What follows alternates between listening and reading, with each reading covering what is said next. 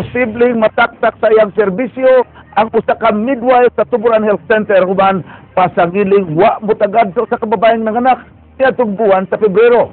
Eksklusibo sugid libi Jinky Bargo. Midangop sa News 5 si Jose Masayon lumad nga taga-barangay Putat sa lungsod sa Tuburan aron ireklamo ang usa ka midwife sa Tuburan Health Center nga giingong nagpasagad sa iyang trabaho. Iyang gireklamo si Florenda Ceniza nga gipasangin lang wa manumbaling sa pasyente nga si Mary Paglinawan nga nanganak niadto pang buwan sa Pebrero. Nasuko siya ngano nagpukaw man ka nga wala pa man diay na ang bata diha. Ug dayon milingkod siya nagatubang sa sabakan taon sa kuang apo ug nanampiling murag nagtan-aw og TV. Dugang sa reklamante nga patay na ang bata pagawas ini gikan sa sabakan sa inahan nga gipasagda ni Ceniza. Karon pagkuana kay lagi na ughan naman siya kay dugay man kay siya nga gitautong. Muto nga ang bata hinay jud kayo nga nag-irog. Dayon muto nga ana-ana niya ang o sa bata kay gusto siya nga makagawas.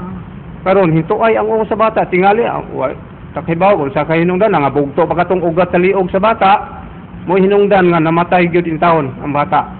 Gikuyugan ining inyong tigbalita ang pamilya sa biktima sa buhatan sa DOH Regional Office aron ipasaka ang formal nga reklamo batok sa midwife. Subay sa proseso sa DOH, ilang patubagon ang gireklamo nga si Ceniza sa dili pahimuon ang fact-finding investigation. Apan ang pamilya, desididong ipataktak sa serbisyo ang midwife aron di na subling mahitabo ang maong pait nga insidente sa ubang pasyente. Kay tuamas nga Australia ang amahan ani nga makuhaan ang gina siya og trabaho kay basin kuno sa iyang istorya nga daghan pa unya ang mga panghitabo nga mahitabo sama sa iyang asawa nga namatay ang bata tungod sa way maayong pag-atiman. Jinky Bargo, News 5. Alang kang bayan muna Representative Attorney Nery Colmenares nga di pauwahi nga di matugutan ang pagpatuman sa EDCA o Enhanced Defense Cooperation Agreement tali sa Pilipinas ug Estados Unidos. Ang EDCA nagtugot sa temporaryong pagsud sa armadong kusog sa Estados Unidos sa mga base militar sa Pilipinas. Ikumpirmar ni Colmenares kadunay mga resolusyon sa Senado ug sa Kongreso nga nagpasusi kung nganong napirmahan ang maong kasabutan. Pasangil ni Colmenares nga gawas nga unconstitutional giwagtang sa EDCA ang katungod sa mga kongresista sa mga pamaagi sa paghatag og tax exemptions ug prangkisa sa komunikasyon nga gitugyan na karon sa presidente pinaagi sa kasabutan. Gipasabot sab ni Colmenares nga labing binta ang Estados Unidos ug alkansi ang Pilipinas sa maong kasabutan labi na nga tataw kunong way commitment gikan kang Obama nga panalipdan ang Pilipinas batok sa China sa mga giilugang isla sa Scarborough ug Spratly Islands. Pag may giyera ang Amerikano, halimbawa Russia, halimbawa Syria, tayo ngayon ay legitimate target na ng mga kalaban ng Amerika. Ang utang ng US sa China ay $1.28 trillion. Napakalaki ng utang ng US para irisgo niya para sa atin.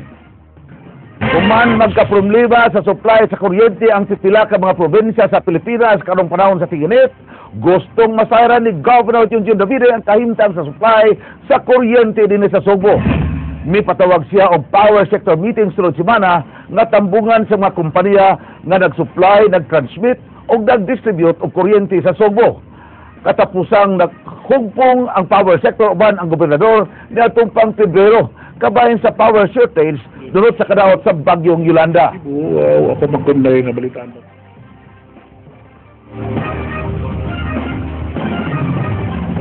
Sunod buwan, gilauman ang nga ipahigayod ang People's Initiative pagpawagtang sa tanang mga matang sa pork barrel scam. King Perez, sugin ni Min. Matudibayan muna Representative Attorney Nery Colmenares nga hapit na mahuman sa mga abogado sa Nationwide Coalition batok sa pork barrel ang draft sa himong People's Initiative. Gani karong Mayo 23 maghugpong dinhi sa Sugbo ang mga sakop sa koalisyon aron humano na kini ug sunod buwan na sa pahigayon ng People's Initiative kun magmalampuson ang paghugpong karong Mayo. Nagkaisa ang iba't ibang grupo na tuluyan na ang People's Initiative at ang Cebu sa ilalim ng pamumuno ni Bishop Palma ang isa sa pinaka-interesado Dugang ni Colmenares nga haom gihapon ng People's Initiative bisan og dunay mga nagmalampuson sa pagpawagtang sa pork barrel. Karong tuiga gibana-bana ang ana sa dulan usa ka bilyon ka pesos ang pork barrel ni Presidente Noynoy Aquino ug 39 bilyones pesos nga pork barrel sa Kongreso ug Senado. Kung na-abolish siya na pala ang pork barrel noon pa, edi yung 10 billion pesos na winaldas doon sa Napoles scam, marami sanang natulungan yon na. Matud ni Colmenares nga makabot ang boto sa pagpawagtang sa pork barrel kung makabot og 10% sa voting population sa nasod o gibana-ba ng 5.2 million voters ang muuyon sa pagbasura sa tanang matang sa pork barrel. Ang tingin ko, sobra-sobra lampas-lampas sa kalahati ng populasyon ng Pilipinas ang galit sa pork barrel. King Perez, News 5. Gilabanan sa babaeng gikatawong gitanggong og 5 ka tuig ang Diyos Amahan nga si Casiano Tatay Jr. apduhan. Apan matod sa prosekusyon, dunay sakit nga Stockholm Syndrome si Ima, mao nga iyang ginpirsahan si apduhan. Ryan Sorote sa Ginlimi. Kilabanan ni Emma Bocabal ang iyang Diyos Amahan nga si Casiano Abduhan Jr. alias Tatay Loloy sa iyang pag-atubang sa korte karong hapon. Mato ni Bocabal, inosente si Abduhan sa pasangil nga gitanggong siya sud sa panimay ni ini sud sa 5 ka tuig. Gibarugan sab ni Emma nga iyang kabubuton ang pagdangop sa mga Abduhan human wa siya magkasinabot sa iyang pamilya. Bakit kita ng mga pasangil? Bakak yun kanon. Wala jud ka. Wala. Sa cross-examination sa prosecution, giklaro sab ni Emma kung nganong dunay mga rehas sa panimay sa mga abduhan og mismo sa iyang kwarto kay alang kuni kini sa seguridad sa pamilya og di aron itanggong sud sa balay. Ang pagtestify ni Emma alang sa motion for judicial determination of probable cause o ang pag-question sa depensa sa legalidad sa pagdakop ug pag-detain sa akusado uban ang prayer nga ipadismiss ang kasong serious illegal detention. Tungod sa pagdepensa ni Emma kang Tatay Loloy Jr., matod sa prosecution nga dunay kini Stockholm Syndrome. Nanayod na po kaadlaw ang prosecution aron makapangandam apan 5 ra kaadlaw ang gihatag ni Branch 59 Judge Hermes Montero.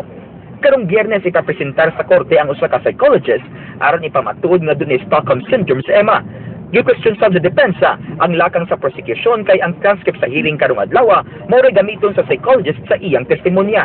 Apan giklaro sa korte nga magamit ra ang testimonya sa psychologist bisan wa kini direct interaction ni Emma, butang nga gikasagmuyo sa depensa. You heard that very well. I said I was dismayed, but I have to oblige. I mean, it's very unfair from the prosecution, you know. Ryan Sorote, News 5.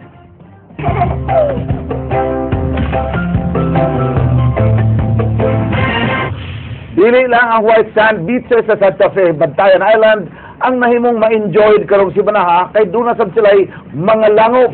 Kining mga langob dunay tubod gani ang usa niini nahisama og natural fish pa. King Perez, sugin ni Ming. Gawa sa mga nindot nga white sand beaches sa lungsod sa Santa Fe sa isla sa Bantayan, duna sab sila'y mga langob nga dunay tubod nga ikapasigarbo. Dagsaon kini sa mga residente dinhi og sa mga turista, ilabi na karong summer. Sud sa usa ka pribadong resort na himutang ang Ogtong Cave. Gipangan kini sa Kogtong, usa ka klase sa isda nga kaniadto makit-an sa maong langob. Special ni siya kay flowing ni siya. Inig high tide na to, mixin siya sa water sa dagat. Man inig low tide niya, fresh water lang gid siya. Nakadaginot matod pa ang maong resort sa tubig alang sa ilang mga swimming pools. Kay dinhi naman sila mokuha og tubig. Nakatabang sa pagdagsa sa mga turista ang Ogtong Cave. Ilabi na paghuman sa bagyong Yolanda nga nakahatag og dakong danyo sa maong resort. Laing nakaagni na sab sa mga turista kining langob nga duna sa itubod sa Barangay Maricaban. Duna kini mga isdang tilapia, hinungdan nga nahisama kini og usa ka natural fish pa. Nagplano ang mga opisyal sa dapit nga palambuon kini, labi na nga dunay mga NGOs nga mipadayag sa pagpanindot sa lugar. Before 2016, kinahanglan na nagyan ng kalambuan niya. Gumikan sa maong plano, idili na unya ang pagpanglabaw pagkaligo nga maggamit og mga shampoo ug sabon nga mo'y nakaingon sa pagmeno sa mga tilapia. Ang plano na mo, mag-imo may ordinance job na bawal na ginat. King Perez, News 5. Ugbaw kadto ang naglangkob sa ato mga balita sa Aksyon Bisaya karong adlaw, Martes, Mayo 6, tuig 2014. Kini si Frank Malilong Jr. Mga istorya nga ilang kutob sa pagatod sa impormasyon. Musunod na ang Action Prime. Daghang salamat. Ako si Georgia Herrera. Tuod kalabaw pa sa balita, Aksyon!